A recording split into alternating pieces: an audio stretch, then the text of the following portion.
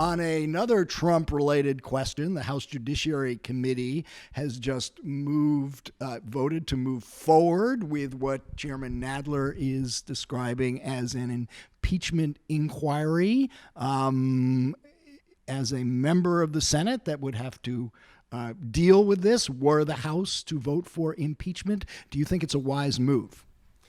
It's late, and it's not expeditious enough. They should move a lot faster. Let me point this out. If you had asked me a few months ago, I would have said, let's see what the Mueller investigation says. The Mueller investigation lays out 4 cases of obstruction of justice. It lays out the details of what has to occur for a felony obstruction to occur.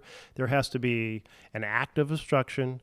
There has to be a connection or nexus, as they say, to a court proceeding, and there has to be intent for the one to affect the other. And in Mueller's report, he goes through in extensive detail the evidence on a whole case, a whole set, more than 10 cases of obstruction. And in 4 of them, he finds massive evidence on all 3 points. And so to me, that's like carved into the Supreme Court, all those 4 words: equal justice under law. So obstruction for you would be Article 1 of an impeachment case? It's laid out so absolutely clearly. Now, my first political act in high school, junior in high school, get the evening newspaper. That's back when cities often had a morning newspaper, an evening newspaper. I'm a blue-collar kid, so we had the evening newspaper. And I read that Vice President Spiro Agnew had been convicted of bribery, of taking $100,000 in bribes. And what was his penalty? $10,000. And I'm like, are you kidding me? If you're famous, you get to keep 90% of the proceeds of your crime? What kind of a justice system is that? I mean, ordinary people are sent to prison for 5 years for stealing an apple. And so I was outraged. I wrote a letter to the newspaper, and they published it.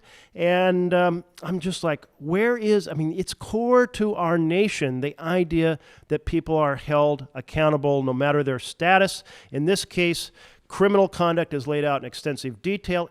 Only the House can address this because the Department of Justice absolutely will not address it. It has to be the House. They're the only ones left. And if they're not going to act, they undermine a significant institution in America, this concept of equal justice. But the question was, Senator, whether it was a wise move. We are in September of 2019 on the eve of a presidential election year.